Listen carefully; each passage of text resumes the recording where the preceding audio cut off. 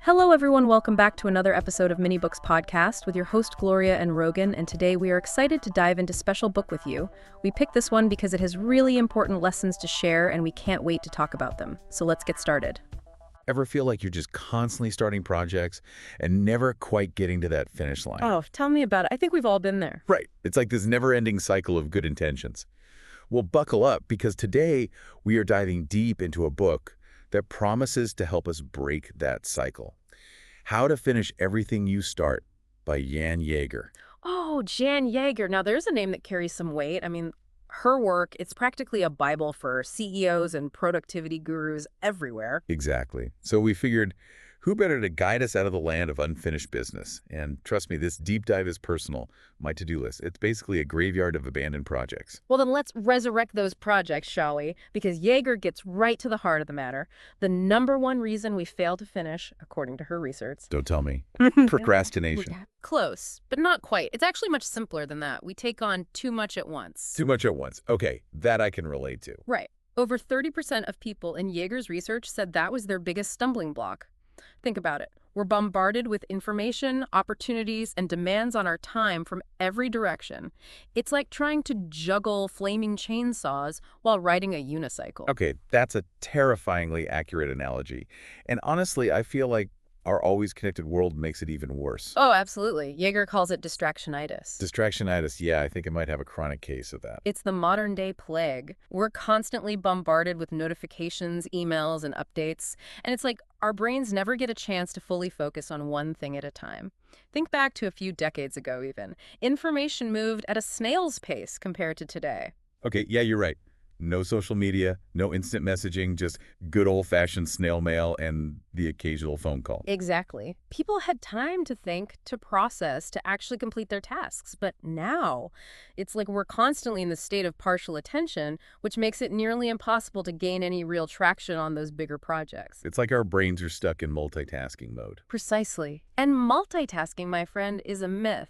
Oh, tell me more about that. Well, research has actually shown that our brains aren't wired to effectively focus on multiple complex tasks at the same time. We might think we're being super efficient by juggling emails, phone calls, and to-dos all at once, but in reality, we're just spreading ourselves thin and sacrificing quality for quantity. And then feeling completely overwhelmed in the process. Exactly. So what Yeager wants us to realize is that we can't keep operating in this constant state of distraction and overwhelm. We need to learn to prioritize, to focus, and to say no to the things that are pulling us away from our true goals. Easier said than done, right? Oh, I know. Trust me, I'm preaching to the choir here. But that's why we're here, right? To break down these challenges and figure out how to actually implement these changes in our lives. So how do we break out of this distractionitis? I mean, where do we even begin? Well, the good news is that Yeager gives us a roadmap. And she doesn't just stop at too much tech either. She actually identifies 22 different reasons why we get stuck in that starting block. 22. 22. Okay, now I'm really curious. So it's more than just our phones blowing up with notifications. Oh, way more. Some are pretty obvious, like I think we all know procrastination plays a role, right? Oh, yeah. Procrastination is like my middle name some weeks. But others are way more insidious. Like, have you ever heard of the fear of completion? Fear of completion. That almost sounds like a good problem to have. Isn't finishing the goal? You'd think so, right? But Yeager argues that for some people, there's this underlying fear of what happens after a big project is finished. Like that now what feeling. I've definitely been there. Exactly. It's like these big projects, they give us a sense of purpose, of direction, they fill our days, even our identity sometimes, right?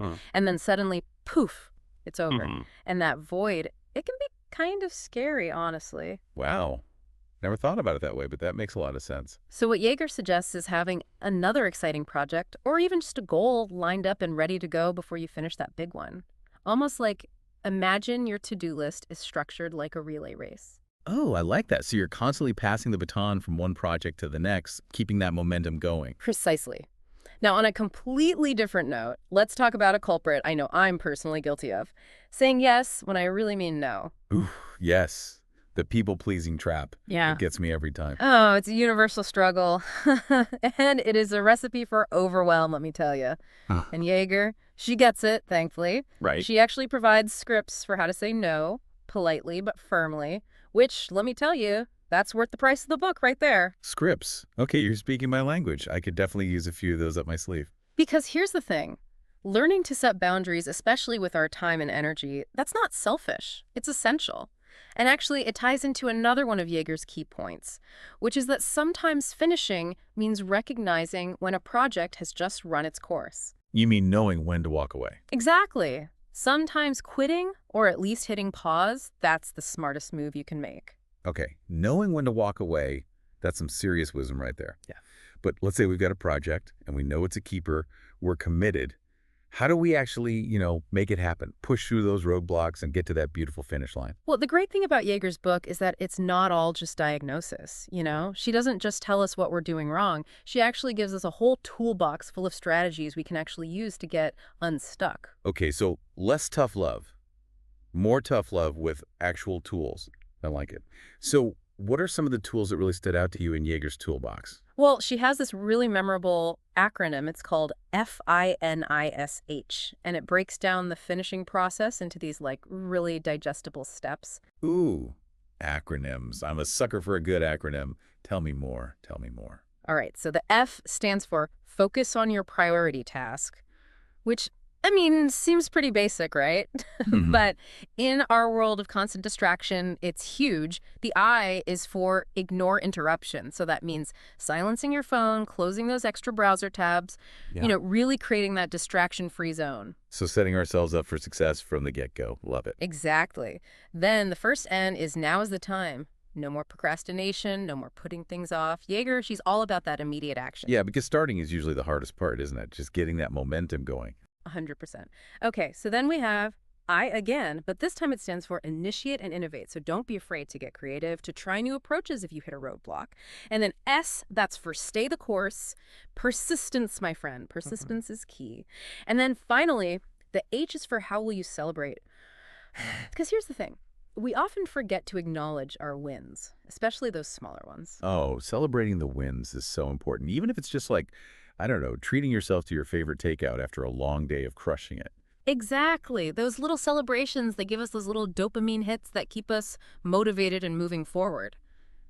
And speaking of which, Jaeger also stresses the power of delegation. So often we try to do it all ourselves, but learning to delegate tasks to others or even to technology, think automated email responses or scheduling tools that can free up our time and energy for the things we're truly great at. Delegating is a game changer for sure. It's like that saying, work smarter, not harder. Yes, 100%. So if someone listening is feeling totally overwhelmed by all their unfinished business, where does Jaeger suggest they begin? What's that first step? Well, she talks about something called the Hemingway effect. Have you ever heard of that? The Hemingway effect. I don't think so. Fill me in. So it's this idea that being close to finishing a project can actually boost your motivation to actually finish it. Oh, so it's like that final push of energy you get when you're almost at the top of a mountain or almost done with a puzzle and you just can't stop until you see the finished product. Exactly. So Jaeger's advice is to pick one project, something that's already close to being finished. Maybe it's a chapter in a book you're writing or a presentation for work, and just ride that wave of momentum to the finish line. I love that. And honestly, this whole conversation has been such a shot in the arm. It's been a pleasure diving into this with you. And for our listeners, if you're feeling inspired to finally conquer those unfinished projects, we highly recommend checking out How to Finish Everything You Start by Jan Jager. It's packed with even more insights and strategies than we had time to cover today. And hey, maybe after we all have a chance to put some of this wisdom into practice, we can do a follow-up deep dive and share our success stories. Until then, happy finishing. Thank you so much for tuning in. If you enjoyed this conversation and want to dive into more book insights and key learnings, don't forget to subscribe to our channel, Mini Books Podcast, and hit the notification bell so you never miss an episode. We're back every Sunday at 9 a.m. with new books and more to learn from. Until next time, take care, keep learning, and keep growing. Remember, this is Mini Books Podcast.